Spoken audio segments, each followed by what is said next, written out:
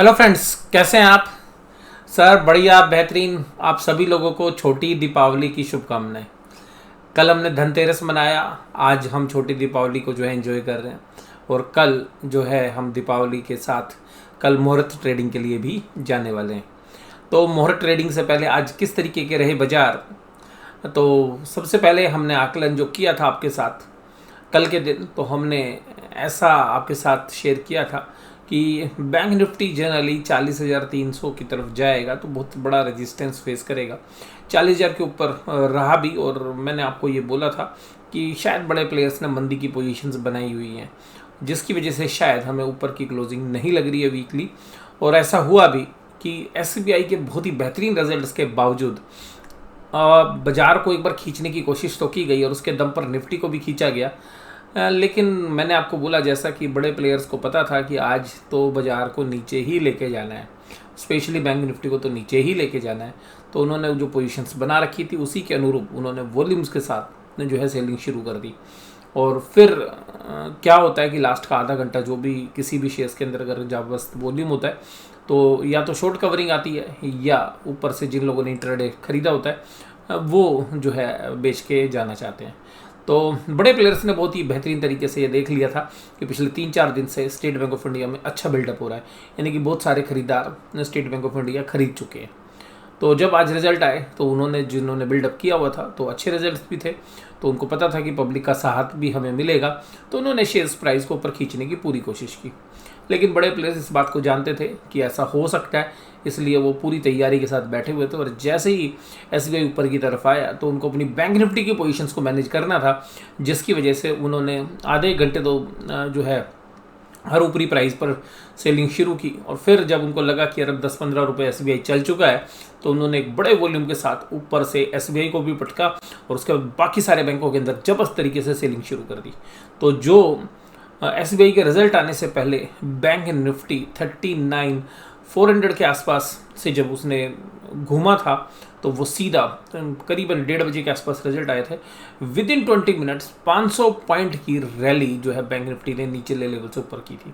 आज बाजार जब सुबह खुले तो बैंक निफ्टी देखिएगा 40,000 के पार चला गया विद इन फ्यू मिनट्स बोलूँ विद इन फ्यू सेकेंड्स।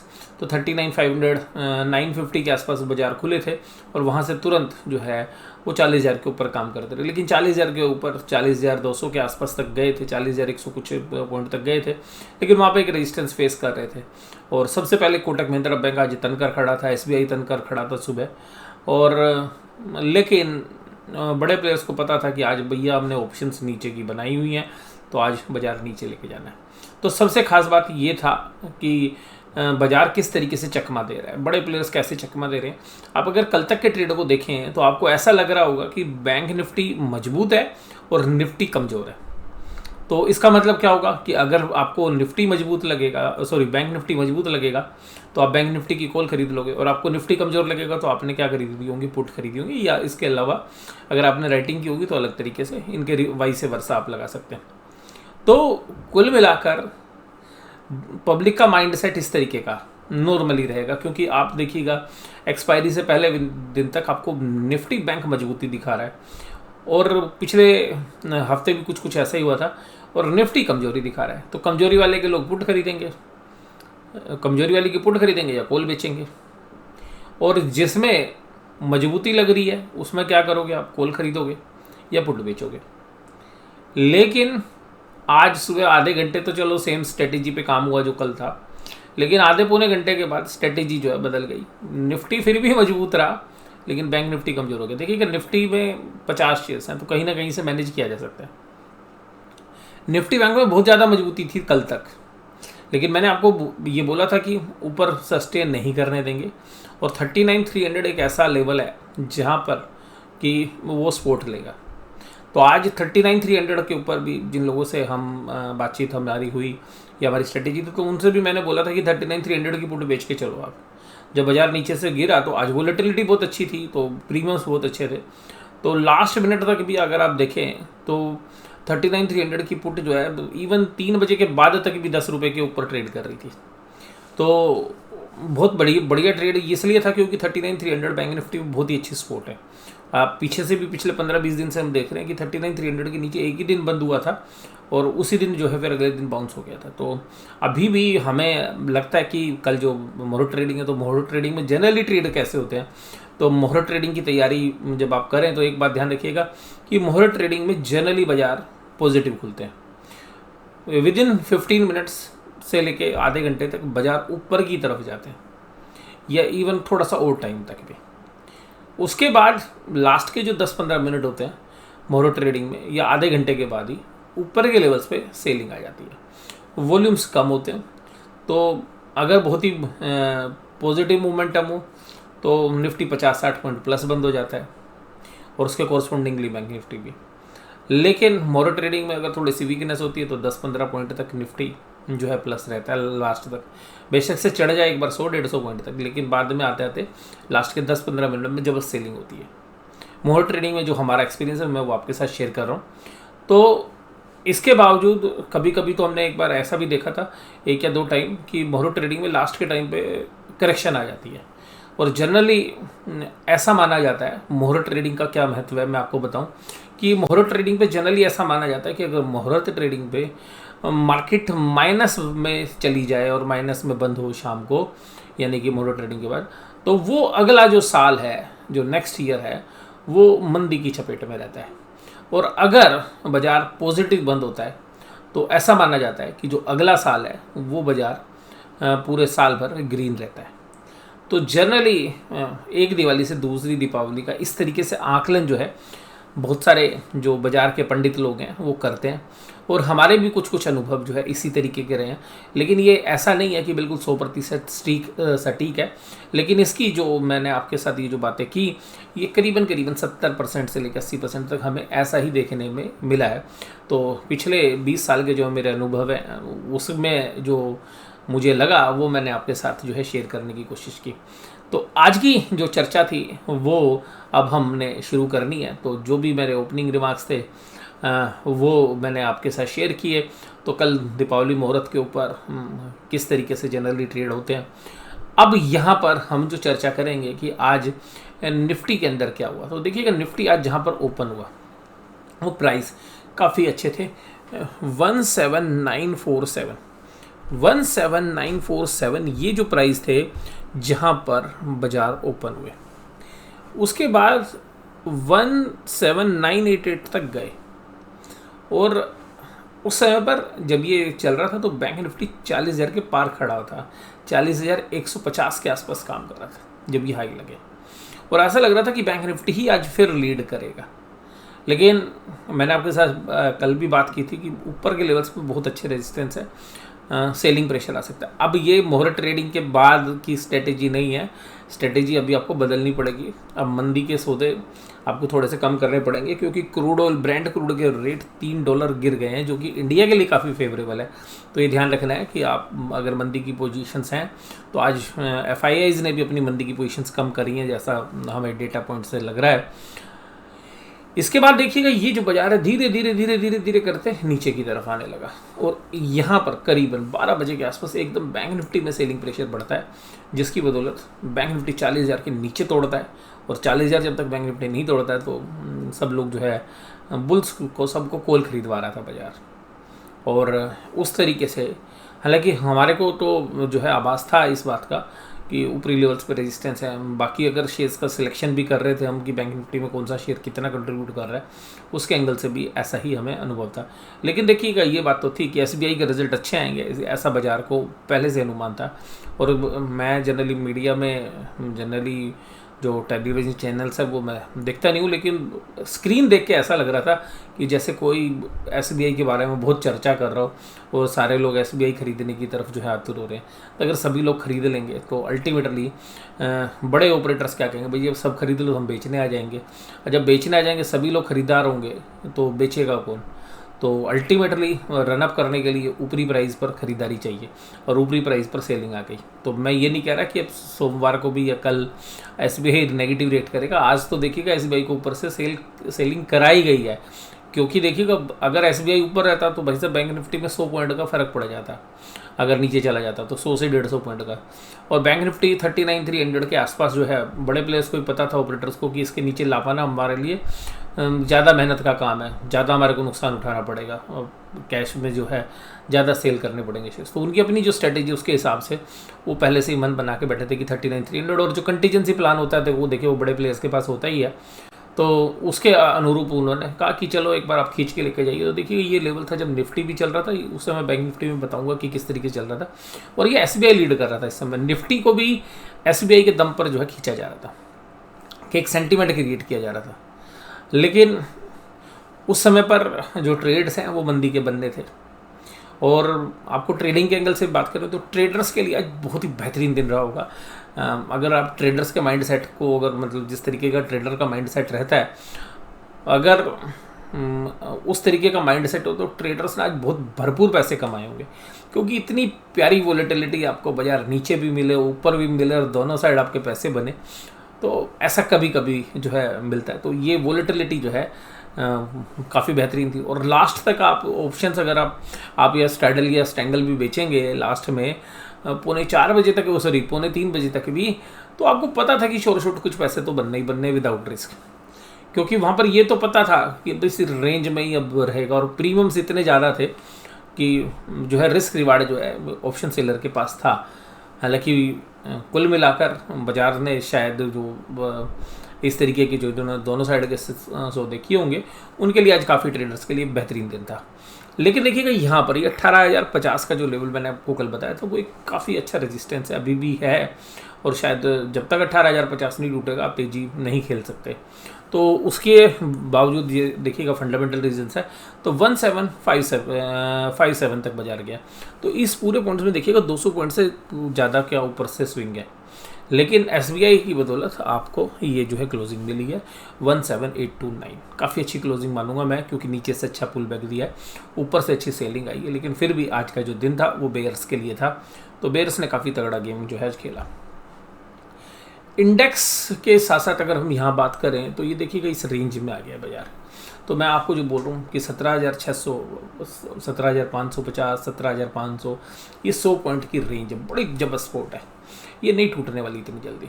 तो यहाँ पे जब भी बाजार जाएगा यहाँ से बाउंस करेगा ऊपर। आप 18,050 इसी के दायरे के बीच में ही आप ट्रेड लें। अब देखिएगा ट्रेड दोनों साइड के होंगे, मंदी के भी होंगे तेजी के भी होंगे। लेकिन अगर आप मंदी की बात करेंगे तो मंदी 60% है अभी भी और 40% तेजी। पर बिल्कुल ब्लैंक आप ना तेजी खेल सकते इस समय, ना बिल्कुल ब्लैंक मंदी खेल सकते। ये ऐसी स्थिति के अंदर ट्रेडर्स के लिए बहुत अच्छा होता है। और इस समय पर ऑप्शंस जो है बेच कर दोनों साइड, या तो स्ट्रैडल बेचें या स्टैंगल बेचें जिस तरीके की भी है, या आयरन बटरफ्लाई भी आप जो है ट्रेड कर सकते हैं यहाँ पे, यानी कि ऑप्शंस पुट और कॉल दोनों बेच के और out of the money put और कॉल खरीद के भी जो है किया जा सकता है। क्योंकि अगर किसी भी साइड में रेंज टूटेगी तो फिर एक बड़ा मूव आ सकता है। तो आयरन बटरफ्लाई जो है शायद मुझे लगता है कि इस टाइम के ऊपर काफ़ी अच्छी स्ट्रेटेजी जो है हो सकती है पोजिशनल बेसिस के ऊपर। अब यहाँ पर देखेंगे कि Larsen and turbo, Bajaj finance, Asian paints, Grasim, SBI, ये आज तेजी के सितारे थे। आज बेशक से आपको एसबीआई का कंट्रीब्यूशन 7.09 है, क्योंकि एसबीआई बैंक निफ्टी का पार्ट था। तो आज बैंक निफ्टी में मैंने आपको बताया जैसे कि तेजी दिखा के मंदी बड़े प्लेयर्स ने खेल रखी थी आज, और उसी तरफ से जो है बाजार को लेके चले गए। तो आज आप देखिएगा कि निफ्टी को तोड़ने में 3 बैंक हैं। HDFC bank 33 point, ICICI bank 30 point, Kotak Mahindra bank 11 point. जो बाजार में सुबह सबसे ज़्यादा मजबूत था, जो सबसे ज़्यादा बैंक निफ्टी को खींच रहा था, वही शाम को सबसे ज़्यादा कमज़ोर कर दिया। और सबसे खास बात यह है कि 800 रुपये के आसपास ICICI बैंक में 2-3 दिन से काम हो रहा था, और 800 रुपये तक जो है बहुत सुबह, अब 800 रुपये पर बहुत माल उन्हें थमाया। बोले जब 800 रुपये का जो इस तरीके का साइकोलॉजिकल लेवल होता है, तो वहाँ पे अगर आप बहुत सारी माल में जो है खरीदवा दोगे और बाद में उस शेयर्स को नीचे लेके आओगे, तो जो इंट्राडे ट्रेडर्स हैं वो बेचारे ये सोचते हैं कि यार 800 का तो नीचे चला गया, और जिन्होंने 800 के बजाय 795, 790 पे स्टॉप लॉस लगाया था, तो वो भी ट्रिगर हो जाते हैं। इसके बाद देखिएगा एडवांस डिक्लाइन, देखिएगा ये पॉइंट था, ये मैंने आपको बोला ना 12 बजे का, जहाँ पर बैंक निफ्टी ने अपना कमाल जो है, जो बड़े ऑपरेटर अपनी पलटी मारी, वहाँ पे तेजी के अंदर से मंदी दिखा दी। मैंने आपको बोला था मंदी बना रखी है उन्होंने, और ये देखिएगा ये डिक्लाइन में चले गए और ये सारे तेजी वाले शेयर्स नीचे आ गए। कहाँ पे थी तेजी? L&T, Grasim, UPL, UltraTech cement, Asian paints. देखिएगा क्रूड ऑयल के प्राइस नीचे आए हैं, फंडामेंटली एक पॉजिटिव रीजन बनता है कल दीपावली के लिए। देखिएगा भगवान भी मेहरबान है कि क्रूड ऑयल के ब्रेंट क्रूड के प्राइस नीचे आए और नाइमेक्स के भी नीचे आए हैं। तो इसका मतलब है कि हमारे मुहूर्त ट्रेडिंग वाले दिन आपको एक पॉजिटिव शुरुआत मिलेगी और क्रूड ऑयल के प्राइस घटना हमारी जैसी इकोनॉमी के लिए फंडामेंटली बहुत ही फेवरेबल है। बट मैं ये नहीं कहूँगा कि पूरा सेटअप जो है एक ही दिन में बदल जाता है, लेकिन फिर भी एक कंफर्ट तो कम से कम आया। जो एक ओवरहैंग था वो कम से कम जो है हमारे को स्लाइटली जो है तो नॉर्मलाइज होने की तरफ आ रहा है। सन फार्मा, इंडसइंड बैंक, भारतीय Airtel, Kotak Mahindra bank, ICICI bank, ये थे कमजोरी के सितारे। हीरो मोटोकॉर्प यार इसने ना इतना फंडामेंटली साउंड कंपनी है ये, लेकिन इसने पूरे के पूरे बुल रन में जो है निराश किया। और अब देखते हैं कि हालांकि हीरो इलेक्ट्रिक अच्छा काम कर रहे हैं, दीपावली पे अच्छी गाड़ियाँ सेल हो रही हैं, लेकिन फिर भी जो है सारी चीज़ें प्राइस में डिस्काउंट हैं या नहीं है वो तो आगे आने वाला समय बताएगा। बट मुझे लगता है कि हीरो मोटोकॉर्प एक राइटली प्राइज्ड शेयर है आज की परिस्थिति में, अगर बाजार के पूरे आउटलुक को देखें तो। HDFC bank, Mahindra and Mahindra, Britannia, ITC ये सब कमजोरी के साथ काम कर रहे। तो देखिएगा ITC अब वो पुराने लेवल की तरफ आने शुरू हो गया, इससे काफ़ी उम्मीदें थी लेकिन ITC ने फिर निराश किया। ये बैंक निफ्टी देखिएगा, बैंक निफ्टी में देखिएगा जनरली जो चार्ट हम यूज़ करते हैं तो इसमें ऐसी चोटी बनती नहीं है। आप नॉर्मली जो देखते हैं तो लाइन स्ट्रेट लाइन ही नज़र आती हैं आपको ज़्यादातर, लेकिन आज देखिएगा बैंक निफ्टी में इस चार्ट के अंदर भी ये देखिएगा करीबन ये देखिएगा ये था करीबन 11:30 बजे का टाइम जहाँ से बैंक निफ्टी को नीचे गिरा गया 40,000 के नीचे सीधा 1 घंटे के अंदर 39,400 के नीचे ले आए। और फिर ही देखिएगा SBI का रिजल्ट क्या बाजार चला है, करीबन 40,000 के आसपास ही पहुंच गया था। फिर देखिएगा भाई साहब बेयर्स बोला भाई साहब ये तो शाम को तो दिक्कत कर देंगे बेयर्स, भाई हमारी ऑप्शन तो सारी यहाँ लिखी। फिर देखिएगा क्या जबरदस्त सेलिंग हुई और उसके बाद जो लास्ट के आधे घंटे तक बाजार को उठने नहीं दिया गया और 39304 ये देखिएगा जो मेजर सपोर्ट है वहीं से उसने टर्न लिया। तो ये सपोर्ट और रेजिस्टेंस जो है जनरली ट्रेडर्स के लिए बहुत काम की चीज़ होती है कि अगर आप सपोर्ट के ऊपर और रेजिस्टेंस के ऊपर सही तरीके की ट्रेडर ले पाते हैं और वो आपके अनुरूप चलते हैं, तो अगर आपके स्टॉप लॉस ट्रिगर नहीं होते हैं तो एक अच्छे जो है रिटर्न्स की आप उम्मीद कर सकते हैं। और ऐसा ही हुआ अभी आज। तो देखिएगा यहाँ पर भी मैंने बोला था कि 40,200 40,300 एक रेजिस्टेंस है। तो यहाँ पर अगर किसी ने शॉर्ट बिल्डअप करने शुरू किए और ये देखिएगा ये आपकी सपोर्ट है तो वहीं पर उसने सपोर्ट ली, सपोर्ट से एक बार बाउंस भी हुआ, वहाँ पर भी पैसे बने, फिर दोबारा से रेजिस्टेंस की तरफ जाने लगा, वहाँ पे सेलिंग हुई, फिर दोबारा पैसे बने। तो कुल मिलाकर और ट्रेडर्स के लिए जो है अच्छा दिन जो है रहा होगा और हमारी भी ट्रेडिंग पोजीशंस काफ़ी जबरदस्त तरीके से आज फेवरेबल रही। मोस्टली हमारे जो सारे ट्रेड्स थे वो आज सारे के सारे फेवरेबल्स थे। इसके साथ साथ अगर हम बात करें कि यहाँ पर निफ्टी बैंक के अंदर, तो निफ्टी बैंक के अंदर भी जो रेंज है अभी इस रेंज में 39,300 के आसपास बाजार आ गया। 39,300 टूटता है तो 38,600 एक बहुत अच्छी रेंज है। इस रेंज में फिर कंसोलिडेट करना चाहिए। हालांकि अब मुझे चांसेस थोड़े से कम लग रहे हैं क्योंकि क्रूड ऑयल के प्राइस जो है फेवरेबल हो रहे हैं, लेकिन फिर भी आप ये ध्यान रखिएगा कि एक दिन के अंदर या क्रूड ऑयल के जस्ट प्राइस चेंज होने से बहुत सारे जो सौदे हैं वो बदलेंगे नहीं। तो उन ऑप्शंस के जो सौदे हैं या जो फ्यूचर्स के जो सौदे हैं बड़े प्लेयर्स ने बनाए हुए हैं उन पर हम नज़र बना के रखेंगे कि क्या वो पोजीशन अभी सेम लाइन में चल रहे हैं या क्रूड ऑयल के प्राइस टेम्परेरीली डिक्रीज़ हुए हैं, दोबारा से पुल बैक कर सकते हैं। और बाकी जो मेटल्स हैं उनके प्राइस बहुत ज़्यादा बढ़े हुए हैं और इस तरीके से आपको आज पता चलेगा कि केवल SBI प्लस में था, बाकी किसी बैंक की कोई औकात नहीं थी। सारे बैंकों को आज जो है सेंचुरी मारने के लिए मजबूर किया हुआ था। HDFC ने 200 रनों की नेगेटिव सेंचुरी के लिए ICI के ऊपर वॉल्यूम के साथ सेलिंग थी और कोटक महिंद्रा बैंक। सबसे खास बात ये थी कि जब आज इनमें सेलिंग हो रही थी तो वॉल्यूम्स थे, आप देखिएगा SBI में तो वॉल्यूम्स जो है नॉर्मल वॉल्यूम्स के 3 गुना थे। हालांकि रिजल्ट था उसमें होना भी थे, नॉर्मल वॉल्यूम्स थे एक्सिस बैंक में, यानी कि जो सेलिंग थी वो ज़्यादा नहीं थी पर नॉर्मल वॉल्यूम्स थे। आप नज़र बनाइएगा कि ICICI बैंक में क्या था, ICICI में वॉल्यूम के साथ सेलिंग, यानी कि जो एवरेज वॉल्यूम है उससे थोड़ा सा ज़्यादा।